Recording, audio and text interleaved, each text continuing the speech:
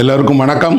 தேசாந்திரி YouTube channel சார்பாக உலக சினிமாவை அறிமுகப்படுத்துகிற இந்த திரைப்பயணி தொடரில் உங்களை சந்திக்கிறதுல மகிழ்ச்சி. உலகம் எங்குமே நிறைய திரைப்படங்கள் வெளியானாலும் அதில் குறிப்பிட்ட சில திரைப்படங்கள் தான் கிளாசிக் அப்படின்னு சொல்லப்படக்கூடிய காலத்தை தாண்டிய கலைப்படங்களாக கொண்டாடப்படுது. அந்த வரிசையில் வரக்கூடிய ஒரு திரைப்படம் தான் லாஸ்டடா. இது ஃபெலினியினுடைய திரைப்படம். இத்தாலிய நியோ ரியலிச திரைப்படங்களினுடைய அடுத்த கட்டமாக இந்த படத்தை சொல்கிறாங்க. சர்வதேச அளவில் ஃபெலினியினுடைய புகழ்ங்கிறது மிகப்பெரியது. அவருக்கு எல்லா நாட்டிலையும் ரசிகர்கள் இருக்காங்க. அந்த ரசிகர்களில் குறிப்பிடத்தக்கவர்கள்லாம் அந்தந்த நாட்டினுடைய முக்கியமான திரைப்பட இயக்குநர்கள். இப்போ கூட ஏதாவது ஒரு திரைப்படம் உருவாக்கப்படும் போது ஃபெலினியினுடைய டச்சுன்னு சொல்லப்படக்கூடிய ஃபெலினியினுடைய சில சிறப்பு கூறுகளை படங்களில் பயன்படுத்திக்கிறாங்க. ஃபெலினியுடைய நூற்றாண்டு வரும்போது உலகமே அதை கொண்டாடியது. அவருடைய புகழ்பெற்ற லாஸ்டடா திரைப்படம் 1954 ஆண்டு வெளியானது. சிறந்த அயல்மொழி திரைப்படத்துக்கான ஆஸ்கார் விருது கூட அந்த படத்துக்கு கிடைச்சிருக்கு. நான் நிறைய முறை ஃபெலினியோட படத்தை பார்த்துருக்குறேன். குறிப்பாக அந்த படத்தை ஒரு திரைப்பட விழாவில் பெரிய திரையில் காணக்கூடிய சந்தர்ப்பம் எனக்கு கிடைச்சது. அது ஒரு மறக்க முடியாத அனுபவம் தான் சொல்லுவேன். ஏன்னா இன்றைக்கி திரைப்படங்களை ரெஸ்டோர் பண்ணி பழைய பிரதிகளை எல்லாத்தையும் புதிதாக்கி நல்ல ஒலியோட திரையிடுறாங்க. அதுக்கு ஒரு பெரிய வரவேற்பு இருக்குது. அந்த திரைப்படங்கள் இன்றைக்கி எல்லா இடங்களுக்கும் பலவேறு திரைப்படங்கள விழாக்களுக்கும் சுற்றுல வருது. அந்த மாதிரி ஒரு சந்தர்ப்பத்தில் அதை பார்க்கும்போது புதிய படத்தை பார்க்குற மாதிரி இந்த படத்தை நான் 10-20 முறை மேலே பார்த்துருப்பேன். ஆனாலும் ஒரு புதிய படத்தை பார்க்குற மாதிரியான ஒரு ஆர்வம், ஈர்ப்பு, எவ்வளோ விஷயங்களை ஃபெலினி பண்ணியிருக்காருங்கிற வியப்பு திரும்பி பார்க்கும்போது இருந்தது. இந்த முறை பார்க்கும்போது மனதில் ஒரு விஷயம் உடனே நினைவுக்கு வந்தது. என்ன அப்படின்னா, இந்த படத்துக்கும் அவதார் படத்துக்கும் இருக்கக்கூடிய தொடர்பு. அவதார் படம் முழுக்க வேறு. ஏன்னா அது இன்னொரு கிரகத்தில் நடக்கக்கூடிய கதை. ஆனால் அந்த கதையில் இருக்கக்கூடிய ஒரு எலிமெண்ட் ஃபெலினியினுடைய படத்தில் வரக்கூடிய ஒரு எலிமெண்ட்டுக்கு ரொம்ப பக்கத்தில் இருக்குது. அது என்ன அப்படின்னா, நீங்கள் அவதார் படம் பார்த்துருந்தீங்கன்னா தெரியும். அதில் அந்த கதாநாயகன் இன்னொரு கிரகத்துக்கு தேர்வு செய்யப்படுவது அவரோட சகோதரனுக்கு பதிலாக தேர்வு செய்யப்படுவான். அந்த சகோதரன் இறந்து போனதுனால அவன் இடத்துக்கு தான் இவனை தேர்வு பண்ணியிருப்பாங்க. பயிற்சி கொடுத்து இவரை இன்னொரு கிரகத்துக்கு அனுப்புகிறாங்க. அதே கதை சரடு தான் ஃபெலினியுடைய படத்தினுடையதும்.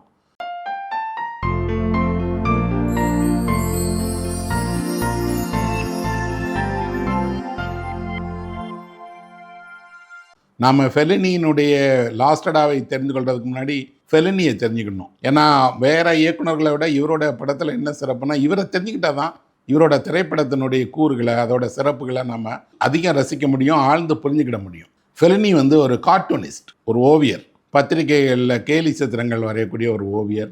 அவருக்கும் அவரோட தந்தைக்கும் இடையில் அவ்வளவு நல்ல புரிதல் இல்லை. அவரே சொல்கிறார், நான் ஒவ்வொரு முறையும் தந்தையோட பேசணும்னு நினைப்பேன், பேச மாட்டேன்.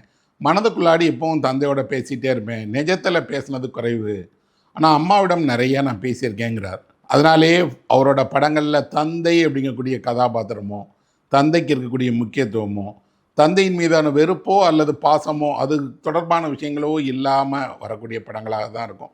கார்ட்டூனிஸ்டாக இருக்கிறதுனால எல்லா மனித உருவங்களையும் கேலி சித்திரங்களாக பார்க்குற உருவ அமைப்பை, வித்தியாசமானவர்களை தெரிந்து கொள்வதில் அவருக்கு ரொம்ப ஆர்வம் உண்டு. ஃபெலினி அவரோட 6வது வயசில் முதன்முறையாக சர்க்கஸ் போய் பார்த்துருக்கிறார். இந்த சர்க்கஸ் பார்த்தபோது அவர் சொல்கிறார், சர்க்கஸில் எனக்கு பிடித்த விஷயங்கள் 3. 1 சர்க்கஸோட யானை. அந்த யானையை சர்க்கஸில் பார்த்தபோது அடைந்த வியப்பு. அவரோட கனவுல கூட அந்த சர்க்கஸ் யானை வந்துச்சு அப்படிங்கிறார். பின்னாடி அவர் ஒரு திரைப்பட இயக்குனராக ஆன பின்னாடி அவர் சர்க்கஸை தான் திரைப்படமாக எடுத்தார். அவருடைய சினிமாங்கிறது ஒரு சர்க்கஸ். நாம் சர்க்கஸில் பார்க்குற எல்லா விளையாட்டுகளும் இங்கே ஒரு கதைக்கு ஊடாக வேறு வேறு வகையில் வரும். சர்க்கஸ் இல்லாமல் ஃபெலினியோடைய படங்கள் இல்லை. லாஸ்டடாவும் ஒரு வகையான சர்க்கஸ் படம் தான். அவரோட எல்லா ஒரு நகரத்தை மையமாக கொண்ட கதையை எடுத்தால் கூட அதில் சர்க்கஸோட எலிமெண்ட் சொல்லக்கூடிய சர்க்கஸ் கோமாளி வருவார். அவரை ஃபெலினிக்கு பிடிக்கும். சர்க்கஸில் வரக்கூடிய அழகான பெண்கள், அவங்க செய்யக்கூடிய சாகசம், அந்த பெண்களுக்கு இருக்கக்கூடிய உடல் வாகு, அவர்களுடைய துணிச்சல், இதை எல்லா படத்துலையும் அவர் சொல்லிகிட்டே வர்றார். அது இல்லாமல் சர்க்கஸில் இருக்கக்கூடிய வேறுபட்ட சர்க்கஸோட ரசிக்கக்கூடிய அம்சங்கள் இருக்கு இல்லையா. அதில் ஒரு நாய் விளையாட்டு காட்டும், அல்லது ஒரு ஒட்டகம் அதன் மீது சவாரி செஞ்சுட்டு பந்து விளையாடுவாங்க. இப்படி வியப்பூட்டக்கூடிய காட்சிகளை அவருக்கு பிடிச்சிருந்துருக்கு. எல்லா திரைப்படங்கள்லையுமே சர்க்கஸை ஒரு முக்கியமான கதாபாத்திரமாக வச்சுக்கிறார். ஏன்னா சர்க்கஸ் பார்க்குறவங்க யாராக இருந்தாலும் அவங்க தான் வயதை மறந்துடுறாங்க. விலங்குகளை அல்ல, விலங்குகளின் வழியாக அவர்கள் பார்த்து அச்சம் பட்டு விலகி இருந்த விஷயங்களோட ஒரு நெருக்கத்தை பார்க்குறாங்க. இன்னொன்று, சர்க்கஸ்ங்கிறது வேறுபட்ட உணர்ச்சிகளினுடைய ஒரு தொகுப்பு. அங்கே காமெடி இருக்குது, அங்கே சாகசம் இருக்குது, அந்தரத்தில் பறக்கக்கூடிய ஒரு விந்தையான நிகழ்ச்சி இருக்குது. இது எல்லாமும் திரையில் சாத்தியம் அப்படிங்கிறத ஃபெலினி உணர்ந்திருக்கிறாரு.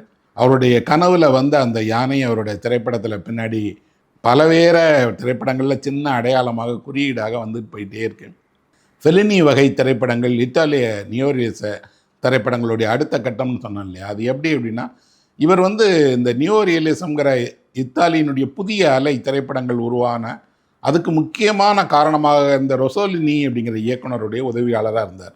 அவரோட திரைப்படங்களுக்கான திரைக்கதையை எழுதுகிற பணியில் இருந்தார். அதனால் இவர் ரொசோலினியுடைய நண்பர், அவரோட படங்கள்லேருந்து உருவானவர். இப்போ கூட ஃபெலினியோட படங்களில் சில காட்சிகள் ரொசோலினி படம் மாதிரியே தான் இருக்கும். நியோ ரியலிசம் என்ன பண்ணுச்சு அப்படின்னா, நம்மளை சுற்றி நடக்கக்கூடிய வாழ்க்கையை, அன்றாட வாழ்க்கையை, அதில் வரக்கூடிய கதாநாயகர்களை, அவர்கள் பிரச்சனையை உண்மையாக சொல்லணும் அப்படின்னு எடுத்தாங்க இல்லையா. இவர் அதுலேருந்து கொஞ்சம் விலகி சாதாரணமானவர்கள் அல்ல, அசாதாரணமாக கருதப்படக்கூடியவர்களுடைய வாழ்க்கை. அசாதாரணமானா எப்படி இருப்பாங்க? அவர்கள் ரொம்ப உயரமாக இருக்கலாம், அல்லது ஒரு கோமாளியாக இருக்கலாம், அல்லது கயத்தில் நடக்கிறவராக இருக்கலாம், அல்லது இசைக்கலைஞராக இருக்கலாம்.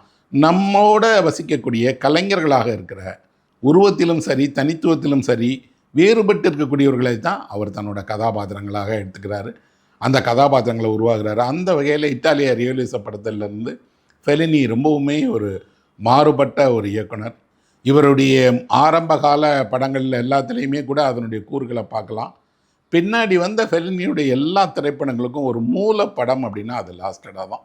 லாஸ்டடா அப்படிங்கக்கூடிய இந்த திரைப்படம் ஒரு சின்ன கதையை கொண்டது. இந்த கதை எல்லாருக்கும் அப்பீல் ஆச்சு. ஏன் அப்படின்னா, இந்த கதைக்குள்ளாடி ஒரு தேவதை கதை இருக்குது. பியூட்டி அண்ட் பீஸ்ட் அப்படிங்கிற அந்த கதையை நம்ம கேள்விப்பட்டிருப்போம். ஒரு அரக்கனும் அழகியும், அரக்கன் அழகியினுடைய அன்பை எப்படி புரிஞ்சுக்கிறான், அழகி எப்படி அரக்கனுக்குள்ளாடி இருக்கக்கூடிய இதயத்தை அவனோட காதலை உணர வைக்கிறா அப்படிங்கிற அந்த அரக்கனும் அழகியும் கதையினுடைய மாறுபட்ட வடிவம் தான் லாஸ்டடா.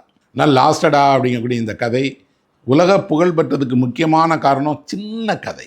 திரைக்கதை எழுதுகிறவங்களுக்கு அது ஒரு பாடமாக சொல்லுவேன். என்னென்னா, இதில் மொத்தமே மூணு முக்கியமான கதாபாத்திரங்கள் தான்.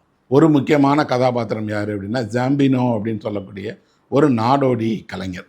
ஊராக போய் தன்னோட உடல் வலிவை திறனை காட்டுகிற ஒரு கலைஞனவன்.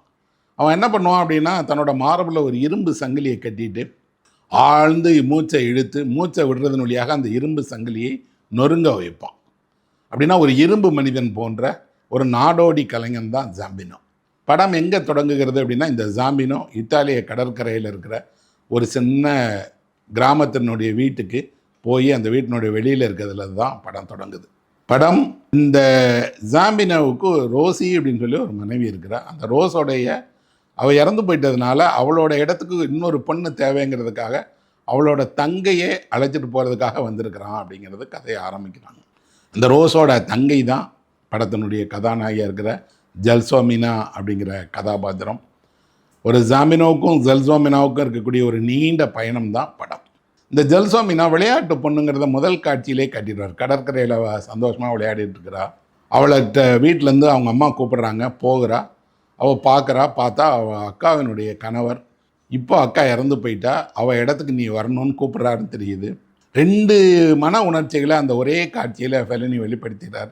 ஒன்று, குடும்பத்தை பிரிஞ்சு போகணுமேங்கிற கவலை, ஒரு தயக்கம் இருக்கக்கூடிய ஒரு பொண்ணு. இன்னொன்று, இந்த ஊரில் உலகம்னு ஒன்று பெருசாக இருக்குது, அதை பார்க்கணுன்னு ஆசைப்படுற, உலகத்தினுடைய எல்லா சந்தோஷங்களையும் அனுபவிக்கணும்னு நினைக்கிற ஒரு இளம்பெண். 2ம் சேர்ந்தவ தான் ஜெல்சோமினா. அந்த ஜெல்சோமினா கதாபாத்திரத்தில் நடிச்சிருக்கிறது யார் அப்படின்னா, குயிலியேட்டா மசினா அப்படின்னு சொல்லப்படக்கூடிய ஃபெலினியுடைய மனைவி. அவங்க 2 பேரும் காதலித்து திருமணம் பண்ணிக்கிட்டாங்க. அவங்களோட முகம் எப்படி இருக்கும் அப்படின்னா, சாப்ளின் மாதிரியே இருப்பாங்க. சாப்ளினுக்கு ஒரு பெண் வடிவம் இருந்தால் எந்த மாதிரி இருக்கும்? சாப்ளினிடம் இருக்கக்கூடிய வேடிக்கை, சாப்ளினிடம் இருக்கிற அப்பாவித்தனம், சாப்ளினுக்கே இருக்கக்கூடிய ஒரு தூய அன்பினுடைய அடையாளம் எல்லாமே ஜெல்சோமினாக்கு இருக்கும்.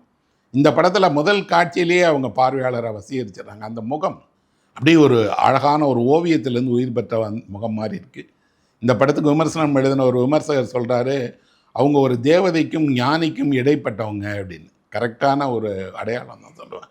ஒரு தேவதையும் ஞானியும் ஒன்று கலந்தது போன்ற ஒரு முகம் அது. அந்த முகத்தில் எல்லா உணர்ச்சிகளும் அவ்வளவு துல்லியமாக வெளிப்படுது. உலகத்தை நம்புகிற, உலகத்தினுடைய எல்லா விஷயங்களையும் தெரிஞ்சுக்கிட விரும்புகிற அந்த பொண்ணு வீட்டை விட்டு ஜமீனோவோட ஒரு வாகனத்தில் போகிறாள். அது ஒரு நடமாடுகிற வீடு போல் ஒரு கேரவேன். அந்த கேரவேனை வச்சுக்கிட்டு அவன் ஊர் ஊராக போய் அங்கங்கே பொது இடங்களில் நிகழ்ச்சி நடத்தி பணம் சம்பாதிக்கிறான். அப்படி தான் அவனோட வாழ்க்கை. அவங்க அக்காவுக்கு என்ன நடந்தது, அவங்க அக்கா எதனால் இறந்து போனாங்க, அவங்களுக்கும் அக்காவினுடைய கணவரான ஜாமினோவுக்கும் என்ன மாதிரியான உறவு இருந்தது, எதுவுமே ஜெல்சோமினாக்கு தெரியாது. ஆனால் ஜெல்சோமினா அவரோட பயணம் பண்ண தொடங்குறா. விலைக்கு வாங்குறான் அப்படிங்கிறத உண்மை. அந்த காட்சியில் அவர் ஒரு 10,000 லியோர்னு சொல்லக்கூடிய அந்த பணத்தை கொடுத்தா அது நம்ம ஊரில் ஒரு 1000 ரூபாய் கிட்ட வச்சுக்கலாம். அந்த மாதிரி பணம் கொடுத்து அவங்க அம்மாவிடமிருந்து அவளை விலைக்கு வாங்கிடலாம். அவனுக்கு எதுக்கு ஒரு பொண்ணு தேவை அப்படின்னா, அவன் நிகழ்ச்சி நடத்தும் போது அந்த நிகழ்ச்சியை அறிவிப்பு கொடுக்கறதுக்கு, கூட ஆடுறதுக்கு, அவனோட உடல் இன்பத்துக்கு, அவனுக்கு தேவையான உணவை தயாரித்து கொடுக்கறதுக்குன்னு அவனுக்கு எடுபடியாக வேலை செய்யக்கூடிய, அவனுக்கு கீழே ஒரு அடிமை போல் இருக்கக்கூடிய ஒரு பொண்ணு தான் அவனுக்கு தேவை. அதுக்கு தான் ஜெல்சோமினாவை கூட்டிகிட்டு போகிறான். அதே விமர்சகர்கள் எழுதுகிறாரு, ஜெல்சோமினா அப்படிங்கிறவங்க யார் அப்படின்னா ஜாமினோவோட நிழல். ஜாமினோவுக்கு ஒரு நிழல் இருக்குது, அந்த நிழல் சத்தமே இல்லாமல் அவன் கூடையே இருக்கு இல்லையா, அப்படி தான் ஜெல்சோமினா இந்த படம் முழுக்க அவன் கூடையே இருக்கிறா. அவங்க முதல்ல போக ஆரம்பிக்கும் போது ஒரு கிராமப்புற சாலையில் அந்த வாகனம் போக ஆரம்பிக்குது. இந்த படமே ஒரு சாலையை கொண்டாடுகிற, சாலையின் வழியாக வாழ்க்கையை பார்க்கிற, இத்தாலிய கிராமப்புற சாலைகளினுடைய ஊடாக நம்மையும் அழைச்சிட்டு போகிற ஒரு பயண படம் தான் அது. ஆனால் பயண படத்தில் வழக்கமாக ஒவ்வொன்றா எக்ஸ்ப்ளோர் பண்ணுவாங்க அந்த இடங்களை எல்லாம். அதெல்லாம் இல்லை, வாழ்க்கையே ஒரு நீண்ட பயணம் தான். அதில் வரக்கூடிய சில கதாபாத்திரங்கள் தான் இவர்கள் அப்படின்னு 3 பேரை தான் இந்த திரைப்படத்தில் முக்கியமான கதாபாத்திரமாக ஃபெலினி சொல்கிறார். இந்த 2 பேர் இல்லாமல் இன்னொரு கதாபாத்திரம் வர்றார். அவன் ஒரு முட்டாள், கயத்தில் நடக்கக்கூடியவன், சர்க்கஸில் வேலை பார்த்த ஒரு கோமாளி, ஒரு அழகான அப்பாவியான ஒரு இளம்பெண், ஒரு விலங்கு போன்று இருக்கக்கூடிய இரும்பை நொறுக்குகிற முரட்டத்தனமான ஒருத்தன். இந்த 3 பேர் தான் படத்தோட முக்கியமான கதாபாத்திரங்கள். இவங்க 3 பேருக்குள்ளே என்ன நடக்குங்கிறது ஒரு முழு திரைப்படத்துக்கு போதும் அப்படின்னா, ஒரு திரைப்படத்தை உருவாக்குறதுக்கு நிறைய கதாபாத்திரங்களில் தேவையில்லை, குறைவான கதாபாத்திரங்கள், அந்த குறைவான கதாபாத்திரங்களுக்குள்ள இருக்கக்கூடிய நிஜமான உணர்ச்சிகள், நிஜமான வெளிப்பாடு, அதை கலையாக மாற்றக்கூடிய ஒரு தனித்துவம், இதெல்லாம் இருந்தால் நிறைய கதாபாத்திரங்கள், நிறைய நிகழ்ச்சிகள் வேண்டாம் அப்படிங்கிறதுக்கு இது ஒரு உதாரணமான திரைப்படம். வீட்டில் இருந்து வெளியேறி புதிய இடத்துக்கு போகும்போது முதல் முறையாக ஜெல்சோமினா ஜம்பனாவோட அந்த இரும்பு சங்கிலி அவன் நொறுக்கிறத வேடிக்கை பார்ப்பான். இப்போ அவளுக்கு அப்போ தான் முதல்ல தான் கூட வரக்கூடிய மனிதன் எவ்வளோ வலிமையானவன், அவ்வளோ பெரிய இரும்பு சங்கிலியவே மூச்சை இழுத்து வெளியே விடுறதன் வழியாக உடைச்சிட்றான் அப்படின்னா இவன் உறுதியானவன் அப்படின்னு தெரியுது. அவ்வளோ உறுதியானவன் தன்னை எப்படி நடத்துவான்? அவன் ஒரு விலங்குக்கு பயிற்சி கொடுக்கக்கூடிய இருக்கார் இல்லையா. பஸ் நீங்கள் சர்க்கஸில் பார்த்தீங்கன்னா தெரியும், சர்க்கஸில் ரிங் மாஸ்டர்னு ஒருத்தர் இருப்பார். அவர் என்ன செய்வார்னா, ஒரு சிங்கத்தை சவுக்க வச்சு அடித்து முக்காலியில் ஏற வைப்பார். அப்படி ஒரு ரிங் மாஸ்டர் போல் கையில் ஒரு குச்சி வச்சு அவள் கால்லையே அடித்து அவளை கொஞ்சம் கொஞ்சமாக இசை பயிற்சி கொடுக்கறதும் சரி, அவளை அறிவிப்புக்கு எப்படி அவளை தயார்படுத்துறதுலேயும் இருக்குது. ஒரு ரிங் மாஸ்டர் போல் தான் அவன் இருக்கிறான். அவனுக்கு தேவைப்பட்டா எந்த நேரத்துலையும் அவளை படுக்கைக்கு அழைப்பான், அவள் கூட உறவு கொள்ளுவான். அவனுக்கு அவள் ஒரு கைப்பாவை தான், பயன்படுத்துகிற ஒரு பொருள் தான், ஒரு நிஜமான பொண்ணுன்னு இருக்காது. சந்தோஷமாக இருந்தால் நிறைய காசு கிடைச்சா அவளை சாப்பிட அழைச்சிட்டு போவான். அப்படி அவங்க சாப்பிட்றதுக்காக ஒரு ரெஸ்டாரண்ட்டுக்கு போவாங்க, அங்கே உட்காந்து சாப்பிடுவாங்க. பசி தான் அவளை இயக்குது. ஜெல்சோமினாவை வெளியே இயக்கிறது புதிய உணவு, புதிய முகங்கள், புதிய விஷயம் எல்லாமே அவளுக்கு ஆர்வம் இருக்குன்னா அவள் போய் ஆசையாக சாப்பிடுவாள். அங்கே அவன் குடிப்பான்.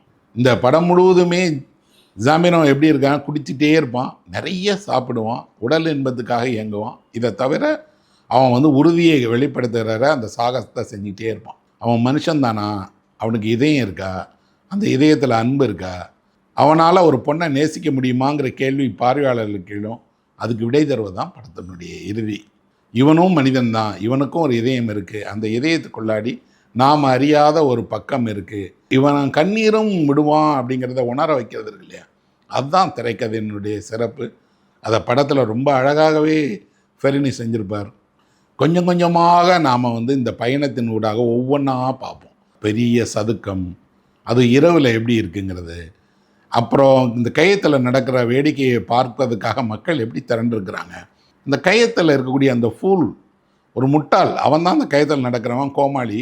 அவன் கயற்றின் மேலே உட்காந்துட்டு சாப்பிட முயற்சி பண்ணுவான். அதை எல்லாரும் கீழேருந்து ரசிப்பாங்க. ஜெல்சோமினாவும் அதை பார்த்து ரசிக்கிறா. அவளுக்கு ஒரு பக்கம் இந்த மாதிரியான இரும்பு மனிதனாக இருக்கக்கூடிய ஜாமினோ, அதுக்கு நீர் எதிராக இருக்கிற விளையாட்டுத்தனமான வேடிக்கை செய்யக்கூடிய பார்த்த உடனே பிடிச்சு போகிற இசையினுடைய ஒரு அடையாளமாக இருக்கக்கூடிய முட்டாள். இந்த 2 பேரையும் அவள் ஒரே மாதிரி பார்க்குறா. அவன் பக்கம் அவளை அறியாமலே ஒரு ஈர்ப்பு உருவாகுது. இந்த படத்துக்கு கதாநாயகனாக ஜாமினோ மட்டுமல்ல, இன்னொரு கதாநாயகன் இருக்கிறார். அந்த கதாநாயகன் யாருன்னா படத்தோட இசையமைப்பாளர். நினோ ரோட்டாவினுடைய இசை மிகச்சிறப்பானது. அவர் தான் உண்மையிலே இந்த படத்துக்கு கதாநாயகன்னு சொல்லுவேன். ஏன்னா அவர் அமைச்சிருக்கக்கூடிய சின்ன சின்ன தீம் இருக்கு இல்லையா, அது படத்தோட வேறு வேறு காட்சிகளில் வருது. அதுக்கு நிகரே இல்லை. சினிமாவில் எப்போ ஆர்வம் இருக்கக்கூடியவங்க என்ன செய்யணும் அப்படின்னா, இந்த இசையை துண்டிச்சுட்டு நீங்கள் இந்த காட்சியை பாருங்கள். காட்சியே சிறப்பாக படமாக்கப்பட்டிருக்கு. ஆனால் இசையை சேர்த்து பார்க்கும் போது தெரியுது, இந்த இசை காட்சிகளை 100 மடங்கு உயர்த்திடுது. மிக சிறப்பான இசை. நினோ ரோட்டா இட்டாலியினுடைய புகழ்பெற்ற இசையமைப்பாளர். ஹாலிவுட் படங்களுக்கும் கூட இசையமைச்சிருக்கிறாரு. இந்த படம் அவரோட ஒரு மாஸ்டர் பீஸ். இந்த படத்தினுடைய இசைத்தட்டு வெளியாகி இதனுடைய பின்னணி இசையே ஆயிரக்கணக்கில் விற்றுருக்கு. எல்லாரும் வாங்கி கேட்டிருக்காங்க. இப்போ கூட ஏதாவது ஒரு சின்ன இசை துணுக்க நம்ம கேட்டோம் அப்படின்னா உடனே தெரிஞ்சிடும் இது லாஸ்ட் டாவினுடைய இசை அப்படின்னு. அதிலும் குறிப்பாக அந்த வெளியில் உட்காந்துட்டு 3 இசைக்கலைஞர்கள் இசை படித்தவரே வரும்போது ஜல்சமீனா அவங்கள பார்ப்பா. அப்போ ஒரு தீம் போட்டிருக்கிறார். அது மறக்கவே முடியாது. படத்தில் ஒவ்வொரு முக்கியமான உணர்ச்சிகளையும் முக்கியமான தருணங்களையும் இசை தான் நிரப்புது. இசை தான் அடுத்த கட்டத்துக்கு எடுத்துகிட்டு போகுது. கதாபாத்திரங்கள் பேசாத, சொல்லாத, வெளிப்படுத்தாத உணர்ச்சிகளை எல்லாவற்றையும் இசை கையாளுது. அந்த வகையில் இசையால் ஒரு படத்தை எவ்வளோ பெருசாக மேம்படுத்த முடியும் அப்படிங்கிறதுக்கு இந்த படம் ஒரு நல்ல உதாரணம்.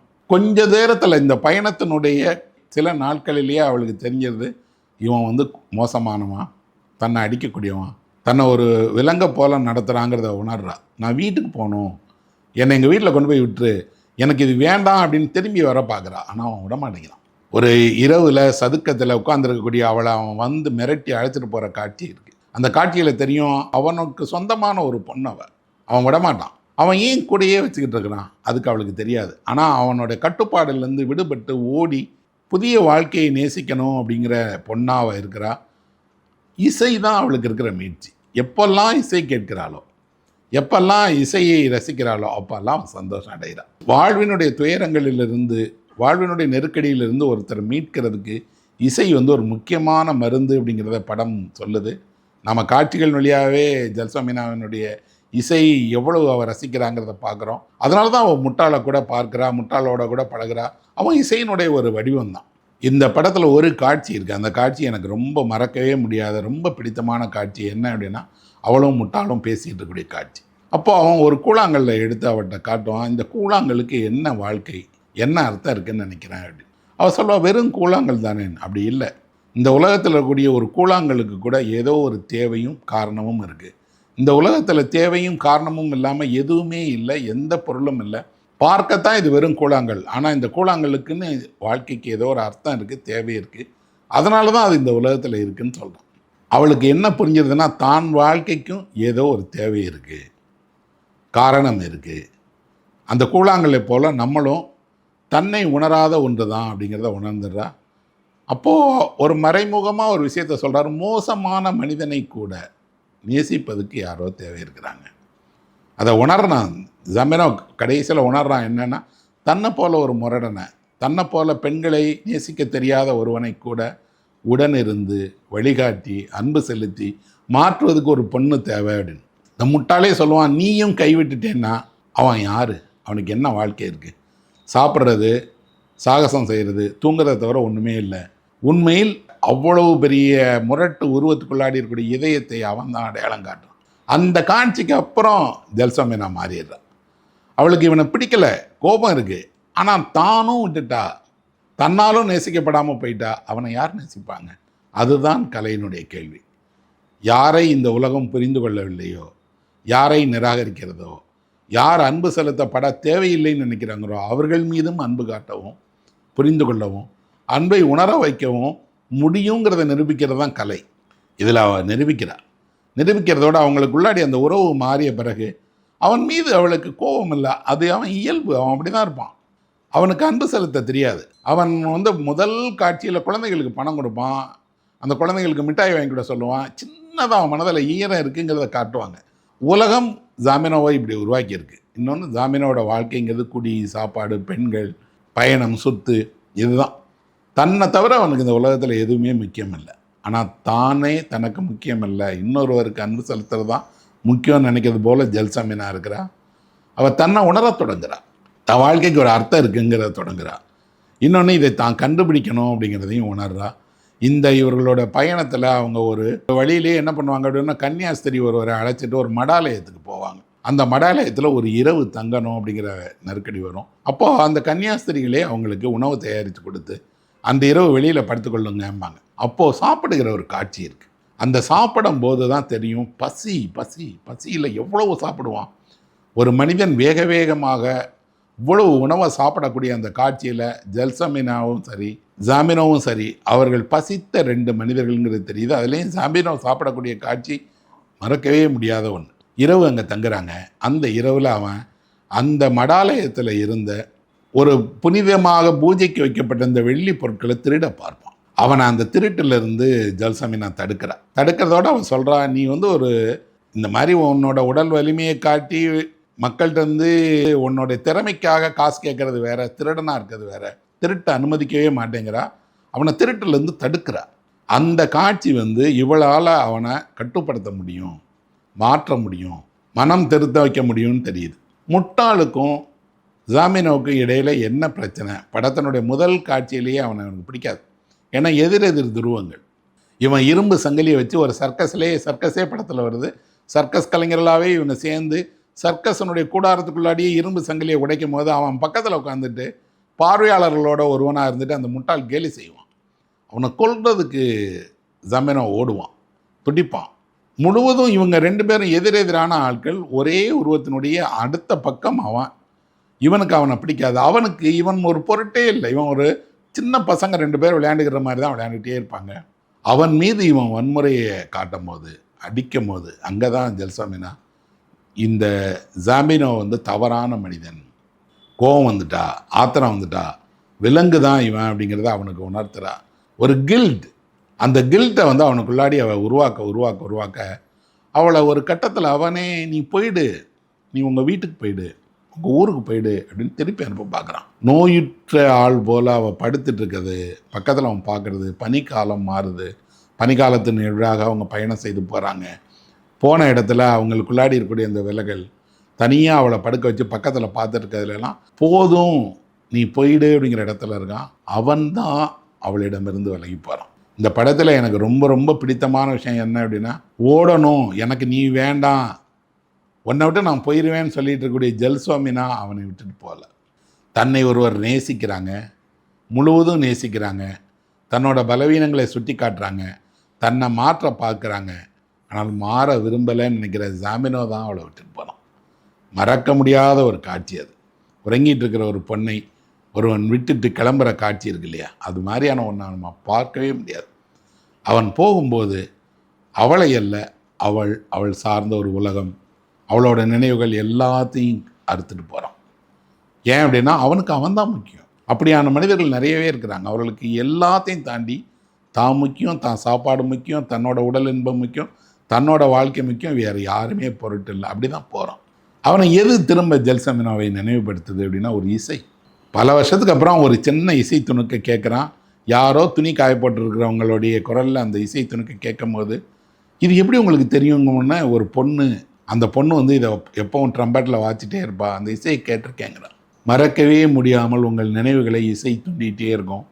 ஒருவர் ஒரு இசை துணுக்காக மாறி நினைவினுடைய வடிவமாக மாறிடுறதுங்கிறது ரொம்ப பெரிய விஷயம். படத்தில் அவள் கடைசியாக ஒரு இசை துணுக்காக மாறிடுறாள். இதில் இன்னொரு முக்கியமான காட்சி இருக்குது. இந்த பயணத்துக்கு நடுவிலேயே ஒரு கடற்கரைக்கு ஜல்சாமீனாவை அழைச்சிட்டு போவோம். கடற்கரையை பார்த்த உடனே அவளுக்கு தன்னோட வீடு, தான் அம்மா, தன்னோட குடும்பம், கடற்கரையில் இருந்த தன்னோட அரியா பருவம் எல்லாமே ஞாபகத்துக்கு வரும். ஆசையாக ஓடி கடற்கரையில் விளையாண்டு அவள் மகிழ்ச்சிப்படுத்துவாள். அவள் ஒரு வளர்ந்த பெண்ணா அல்லது சிறுமியா? இந்த கடற்கரை காட்சியில் அவளோட எல்லாம் பார்த்திங்கன்னா ஒரு சிறுமியை போல் இருக்கும். ஆனால் அவள் இன்னொரு பெண்ணோட இவன் போகிறத, இன்னொரு பெண்ணோட படுத்துக்கிறத பிடிக்காத போது வளர்ந்த பெண்ணாக இருப்பாள். இந்த ரெண்டுக்கு இடையில் ஒரு ஊஞ்சல் போல் அவளோட வயது மாறி மாறி போயிட்டே இருக்குது. ஃபெல்லினி அதை ரொம்ப அழகாகவே காட்சிப்படுத்தியிருக்கிறாரு. ஆண்டனி குயின் தான் இந்த ஜாமீனோ அப்படிங்கிற கதாபாத்திரமாக நடிச்சிருக்கிறார். அவர் எப்படி இந்த படத்துக்குள்ளே வந்தார் அப்படின்னா, கொய்லேட்டாவும் அவரும் வேற ஒரு திரைப்படத்தில் நடிச்சிருக்கிறாங்க. ஃபெல்னியுடைய மனைவிங்கிறதுனால அவங்களே தான் இந்த படத்தில் ஆண்டனி குயினை அழைச்சிட்டு வந்தாங்க.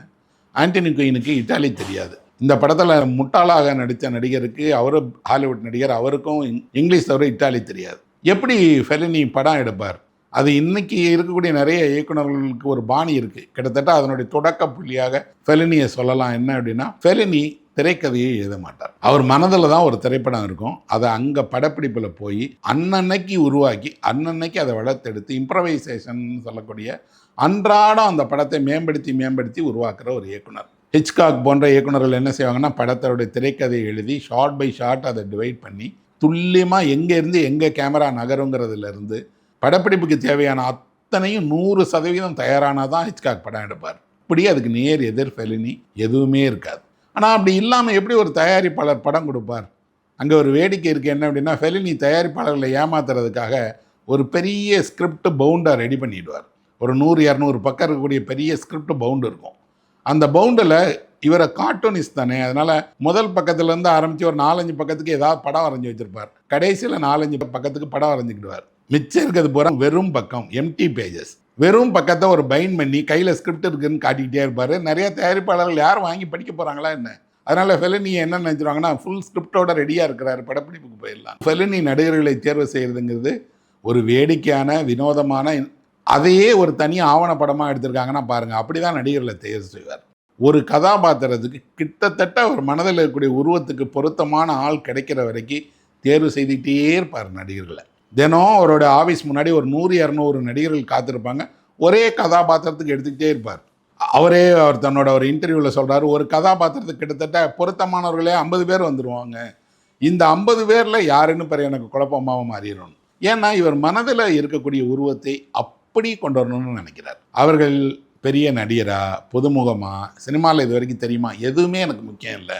எனக்கு தேவை என் மனதில் இருக்கக்கூடிய கதாபாத்திரத்துக்கு ஒரு உருவம். அப்படி ஒரு கதாபாத்திரத்துக்கான உருவம் மொழி தெரியாட்டா எப்படி படத்தில் நடிப்பாங்க? ஃபெலினி படப்பிடிப்பில் என்ன செய்வார் அப்படின்னா, படப்பிடிப்பில் நடிகர்களை எல்லாருக்கும் வசனம் கிடையாது. நீங்கள் உங்களுக்கு தெரிஞ்ச மொழியில் தெரிஞ்ச விஷயத்தை பேசுங்க, நான் எடுத்துக்கிறேன் பாரு. உதடு தான் தேவை டப் பண்ணுறதுக்கு. அதனால் சும்மா நம்பரை சொல்லுவார். நீங்கள் ஏதாவது ஒரு காட்சியில் வசனம் சொல்லணும்னா 1, 2, 3 சொல்லுங்கன்னு சொல்லுவார். ஆண்டனி குயினே சொல்கிறாரு, இந்த படத்தில் நிறைய நேரங்களில் நான் 1, 2, 3 தான் சொன்னேன், ஆனால் டப் பண்ணும் போது கரெக்டாக அதை டப் பண்ணியிருக்கிறாங்க அப்படின்னு. ஒரு படத்துக்கு படப்பிடிப்பில் நடிகர்கள் வசனமே பேசாமல் உணர்ச்சிகளை மட்டும் வெளிப்படுத்துகிறாங்க. வசனம் முழுவதும் டப்பிங்கில் தான் போடப்படுது. அதை அங்கே விளையாட்டுப்பூர்வமான, நீ எந்த மொழியில் உனக்கு பேச முடியுமோ அப்படி எடுத்துக்கலான்னு நினைச்சவர் தான் ஃபெலினி. அப்படி எடுத்து தான் அவர் திரைப்படங்களை வெற்றி கண்டிருக்கிறார். எல்லாராலையும் அது முடியுமான்னு எனக்கு தெரியல. ஆனால் ஃபெலினியால் முடியும். ஃபெலினி அதை உருவாக்கினார். ஒரு வகையில் இது ஒரு தவறான முன்னுதாரணம்னு விமர்சகர்கள் சொல்கிறாங்க. ஆனால் அந்த வகை இயக்குநர்கள் இப்பவும் இருக்கிறாங்க. அவங்க படப்பிடிப்புக்கு போய் நடிகர்களை கொண்டு கொஞ்சம் கொஞ்சமாக நாடகத்தில் ஒத்திகை நடக்கிறது போல் ஒத்திகையின் வழியாகவே படப்பிடிப்பு எடுப்பாங்க. இதில் தயாரிப்பாளருக்கு நிறைய செலவு. படம் நல்லாவும் வரும், நல்லா வராமலும் போயிடும். தன் கட்டுப்பாடை மீறி நிறைய திரைப்படங்கள் போயிருச்சுங்கிறத ஃபெலினியே சொல்கிறாரு. ஆனால் ஃபெலினி இப்படி தான் படம் எடுப்பார். ஆண்டனி குயினை இந்த படத்துக்கு கொய்லேட்டா சொன்ன உடனே கொய்லேட்டாவினுடைய சிபாரிசால் அவரை படத்தில் முக்கியமாக எடுத்துட்டார். ஆண்டனி குயினோட மிகச்சிறந்த படங்களில் லாஸ்டடா ஒன்று. அவருக்கு இட்டாலி முழுவதும் அவ்வளோ ரசிகர்கள் உருவானாங்க. உலகம் முழுவதுமே ஆண்டனி குயினுக்கு இந்த படத்தால் கலை உலகத்துக்குள்ளாடி ஒரு பெரிய பெயர் கிடைத்தது. கொய்லேட்டா அவருடைய மனைவி, அவங்க ஒரு நாடக நடிகை, அவங்க கல்லூரி படித்தவங்க, அவங்க ரேடியோ நாடகங்களில் நடிச்சிட்டு இருந்தவங்க. இவரை திருமணம் செய்துட்டாங்க. அவங்களுக்காகவே தான் இந்த கதாபாத்திரத்தை அவர் உருவாக்கியிருக்கிறார். அவங்க நடிக்கணுங்கிறதுக்காக. அவங்கள்ட்ட சாப்ளின் மாதிரியான ஒரு தன்மை இருக்குன்னு இல்லையா, அதனால் அதை வெளிப்படுத்துறதுக்காகவே தான் இந்த கதாபாத்திரத்தை கொண்டு வந்திருக்கார். இவரை விட பொருத்தமாக இன்னொருத்தர் இருக்க முடியாதுங்கிற அளவுக்கு கொய்லேட்டா பண்ணியிருக்காங்க. அவங்க அதிக படங்களில் நடிக்கலை. அவங்களுக்கு விருப்பமான ஒரு கதாபாத்திரத்தில் மட்டும்தான் நடிப்பேங்கிறதுல பிடிவாதமாக இருந்த நடிகை. அதனால் 5-6 படங்கள் தான் மொத்தமே பண்ணியிருக்காங்க. ஆனால் அந்த படங்கள் மறக்க முடியாத படங்கள். அவங்களோட திரை வாழ்க்கையில் இன்றைக்கும் பேசப்படக்கூடிய படங்கள். இந்த படமே லாஸ்டடாகவே வெளியான பின்னாடி இந்த படத்தில் இருக்கக்கூடிய ஜல்சாமினா கதாபாத்திரத்தை மக்களுக்கு அவ்வளோ பிடிச்சு போய் ஜல்சாமினா ரசிகர் மன்றங்களை திறந்தாங்க. ஒரு நாளைக்கு 1000 லெட்டர் ஜல்சாமினாவுக்கு வரும். என்ன அப்படின்னா, என் கணவனும் உன் கணவன் மேலே தான், என்னை அடிச்சிட்டான், என்னை திட்டான், என்னை துரத்தி விட்டான்னு பெண்கள் எல்லாம் ஜல்சாமினாவுக்கு கடிதம் எழுத ஆரம்பித்தாங்க. வால்ட் டிஸ்னி ஜல்சாமினாவை மையமாக வச்சுட்டு ஒரு அனிமேஷன் படத்தையே நான் உருவாக்குறேன்னாரு. ஃபெலினி சொன்னார், இந்த படத்துலேருந்து ஒரு அலை உருவானது, அது ஜெல்சோமினாவோட அலை. அவள் கையை தொடுறதுக்கும் அவகிட்ட ஆசீர்வாதம் வாங்குறதுக்கும் அவளை நேரில் பார்த்து அவளிடம் தன்னுடைய கஷ்டங்களை சொல்கிறதுக்கும் அவ்வளோ பேர் காத்திருந்தாங்க. ஒரு திரைப்படங்கிறத தாண்டி நிஜமாகவே எங்கேருந்தோ வானுலகத்திலேருந்து ஒரு தேவதை பூமிக்கு வந்துட்டது போல் ஜெல்சோமினாவை நம்ப வைத்தாங்க. எத்தனையோ படங்கள் குயிலேட்டா பண்ணால் கூட அவங்களால லாஸ்டடாவை மறக்கவும் முடியாது, மக்கள் மனதிலேருந்து அதை எடுக்கவும் முடியாது அப்படின்னார். அது உண்மை. இப்போ பார்க்கும் போதும் கூட நமக்கு தெரியுது, நிஜமான அந்த உணர்ச்சிகள் அவங்க கண்ணில், அவங்க முகத்தில், அவங்கள்ட்ட இப்போ அவங்க அந்த அறிவிப்பு கொடுக்கக்கூடிய காட்சியிலெல்லாம் விளையாட்டாக அறிவிக்கும் போதெல்லாம் நமக்கு அவங்கள அவ்வளோ பிடிக்குது. அப்போ ஒரு திரைப்படம் அழுத்தமான கதாபாத்திரங்கள், அந்த கதாபாத்திரங்களுக்குடைய சிறப்பு அம்சங்களை கொண்டு இருக்குது. இவங்க வாழ்க்கையில் நிறைய நடந்திருக்கு. ஃபெலினி ஒரு வித்தியாசமான இயக்குனர். எப்படின்னா, அவர் மாறுபட்ட கதைகளை வாழ்க்கையிலேயே தேடிட்டே இருக்கக்கூடியவர். வாழ்க்கையிலே அவங்கள பார்ப்பார். நிறைய விதமான வாழ்க்கையில் சம்மந்தப்பட்டவங்கள அவருக்கு தெரியும். திருடர்களை, மோசடி செய்கிறவங்களை, ஏமாற்றுக்காரங்களை, கலைஞர்களை, இசைஞர்களை எல்லாரையும் அவருக்கு தெரியும். நேராக பழகியிருக்கார். அதில் ஒரு சுவாரஸ்யமான அம்சம் இருக்குது. இத்தாலியில் அந்த காலகட்டத்தில் 2ஆம் உலகப் போருக்கு பின்னாடி என்ன நடந்ததுன்னா, நிறைய திருட்டு. அதுலேயும் பெண்கள் ஹேண்ட்பேக்கை போட்டுட்டு போனாங்கன்னா சாலையில் போகிற ஒருத்தன் ஹேண்ட்பேக்கை அறுத்து கொண்டு போயிடுவான். அப்படி ஒரு நாள் ஃபெலினியும் குயிலியேட்டாவும் சாலையில் போயிட்டுருக்கும் போது அவங்களோட ஹேண்ட்பேக்கை ஒருத்தன் அறுத்து எடுத்துகிட்டு போயிட்டான். ஃபெலினி அவனை துரத்திட்டு ஓடிருக்கார். அவர் சொல்கிறாரு, திரைப்படத்தில் கூட அப்படி ஒரு காட்சியை பார்த்துருக்க மாட்டீங்க. ஓடிட்டு இருக்கும்போது அவர் ஒரு திருடனை துரத்திட்டு ஓடுறாரு. ஆனால் அவர் மனதில் பைசைக்கிள் தீவ்ஸ் படம் ஞாபகம் வருதான். பைசைக்கிள் தீவ்ஸில் இப்படி தான் சைக்கிளில் திருடனை நான் பின்னாடி துரத்திட்டு ஓடுவான் அப்படின்னு. அந்த மாதிரி துரத்திட்டு ஓடுறாரு, திருடன் காணாமல் போயிடலாம். குயிலியேட்டாவுக்கு வருத்தம் என்ன அப்படின்னா, என்னோட ஹேண்ட்பேக் உள்ளாடி எனக்கு பிடித்தமான நகை இருந்தது, எனக்கு விருப்பமான பொருட்கள் எல்லாம் இருந்துச்சு, அதெல்லாம் போயிருச்சு அப்படின்னு அவங்க வருத்தப்படும் போது 2 நாளைக்கு அப்புறம் ஒருத்தன் அவங்க வீட்டு வாசலில் நின்று, ஃபெலினி உங்களோட மனைவியினுடைய ஹேண்ட்பேக் திருடு போயிருச்சா அப்படின்னு கேட்குறான். ஆமாப்பா, போலீஸில் கம்ப்ளைண்ட் கொடுக்கலான்னு நினைக்கிறோம் அப்படின்னு. நீங்கள் கம்ப்ளைண்ட்லாம் கொடுக்காதீங்க, ஒரு நாள் டைம் கொடுங்க, நாளைக்கு நான் சொல்கிற இடத்துல போய் நீங்கள் உங்கள் பேக்கை கலெக்ட் பண்ணிக்கோங்கிறான். நீ யாருன்னு கேட்டால் சொல்லலை, போயிடுறான். அடுத்த நாள் அவங்க வீட்டுக்கு ஒரு ஃபோன் அடிக்குது. ஃபெலினியே ஃபோன் எடுக்கிறாரு. அதில் ஒரு இடத்துலேருந்து ஃபோன் பண்ணி சொல்கிறாங்க, உங்கள் ஹேண்ட்பேக் இங்கே இருக்குது, நீங்கள் கலெக்ட் பண்ணிக்கலாம் அப்படின்னு. அது ஒரு மது விடுதி. ஸோ இவங்க 2 பேருமே அங்கே போகிறாங்க, அந்த ஹேண்ட்பேக்கை கலெக்ட் பண்ணுறாங்க. அந்த ஹேண்ட்பேக்குள்ளே பார்த்தீங்கன்னா எல்லா பொருளும் அப்படி இருக்குது. அந்த திருடன் யாருன்னு அவனே கண்டுபிடிச்சி திருடனம் இருந்து ஹேண்ட்பேக்கை வாங்கி அந்த திருடன்கிட்ட இருந்த ஹேண்ட்பேக்கை இந்த இடத்துல கொண்டு போய் ஒப்படைச்சிட்டு போயிட்டாங்க. குயிலியேட்டாவுக்கு நம்பவே முடியல, போலீஸ் இல்லாமல் எப்படி கொடுத்தாங்க அப்படின்னு. என் மேலே, ஃபெலினிங்கிற ஒரு இயக்குனர் மேலே ஒரு திருடனுக்கு கூட ஒரு அன்பு இருக்குது, ஒரு திருடன் கூட இதை புரிஞ்சிட்டு இருக்கான் அப்படிங்கிறது அடையாளம் தான். இதில் ரொம்ப ஹைலைட் என்ன அப்படின்னா, அந்த திருடன் அந்த ஹேண்ட்பேக்கில் ஒரு சின்ன துண்டு சீட்டை எழுதி வச்சுருக்கான், ஐ ஆம் சாரி ஃபெலினி அப்படின்னு. இதை திருடுனதுக்காக அவன் வெட்கப்பட்டு மன்னிப்பு கேட்கக்கூடியவனாக இருக்கிறான் அப்படின்னு. இதுதான் ஃபெலினியினுடைய படம். இந்த கதை நிஜமா ஃபெலினியே உருவாக்குனாரா? உருவாக்குனதுக்கும் வாய்ப்பு இருக்கலாம். ஆனால் இந்த கதையின் வழியாக ஒன்று இருக்குது. ஒரு திருடன பொருளை கொண்டு கொடுக்கறதுக்காக தானே தேடி, தானே ஒரு இடத்துல கொண்டு போய் ஒப்படைத்து மன்னிப்பும் கேட்குறான் இல்லையா? அப்போ அவனை எப்படி நம்ம இந்த சமூகம் கையாளணும், அவனை எப்படி புரிந்து கொள்ளணும், இதைத்தான் ஃபெலினி இந்த படத்துலையும் சொல்கிறார். நீங்கள் லாஸ்டடாவினுடைய மாறுபட்ட ஒரு வடிவமாக இந்த வாழ்க்கையில் நடந்த உண்மையை வச்சுக்கலாம். இப்படி நிறைய ஃபெலினியோட வாழ்க்கையில் நடந்திருக்கு. அவரோட படங்களில் பின்னாடி அவர் எடுத்த முக்கியமான படங்களில் எல்லாத்துலேயும் பார்த்தீங்கன்னா, அதில் வரக்கூடிய கதாபாத்திரங்கள் எல்லாரும் இவங்கெல்லாம் நம்ம கூட தான் வாழ்கிறாங்களா, இப்படியெல்லாம் இருக்கா அப்படிங்கிறது வியப்பூட்டுவதாக இருக்கும். ஆனால் அப்படியெல்லாம் இருக்கிறாங்க. அப்படி மாறுபட்ட திறமைகளோட, தனித்துவத்தோட இந்த வாழ்க்கைக்குள் அன்றாட மனிதர்களைப் போல நிறைய இருக்காங்க. அவர்களை ஃபெலினி அடையாளம் காட்டுறார். உருவ கேலி பண்ணுறாங்கல்ல இன்றைக்கி, அதெல்லாம் தேவையில்லை. எல்லாரும் அழகானவங்க தான். எல்லாருக்குள்ளாடி இருக்கக்கூடிய அந்த அழகுங்கிறத அவங்க செயல்களில் வெளிப்படுதுங்கிறத ஃபெலினி பண்ணி காட்டியிருக்கார்.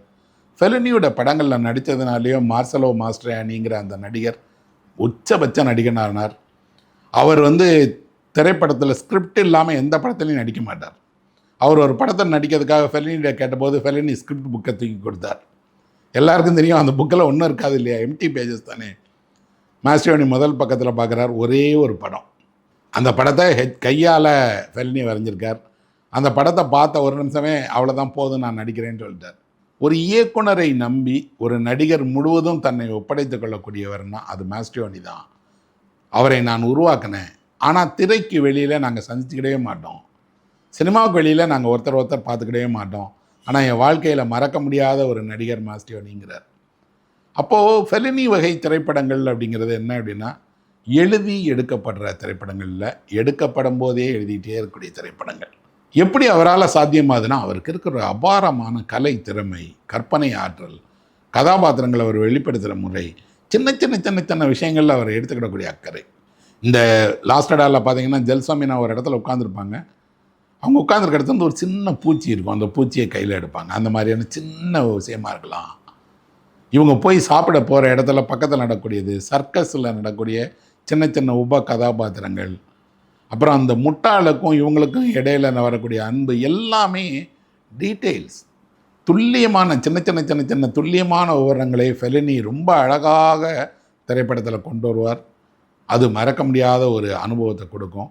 இந்த ஒவ்வொரு காட்சியின் போதும், பிரிவாக இருக்கலாம், சந்திப்பாக இருக்கலாம், அல்லது இவர்களுக்குள்ளாடி இருக்கிற விலகலாக இருக்கலாம், எல்லாவற்றையும் இசை அவ்வளவு மேம்படுத்திடுச்சு. இப்போ ஒரு நல்ல இசை, நல்ல இயக்கம், நல்ல சின்ன கதை, அது கூட ஒரு தேவதை கதை போல் இருக்குது. எல்லாம் ஒன்று சேர்ந்து லாஸ்டடாவை ஒரு மறக்க முடியாத உலகினுடைய மிக சிறந்த திரைப்படங்களில் ஒன்றாக மாறித்தது.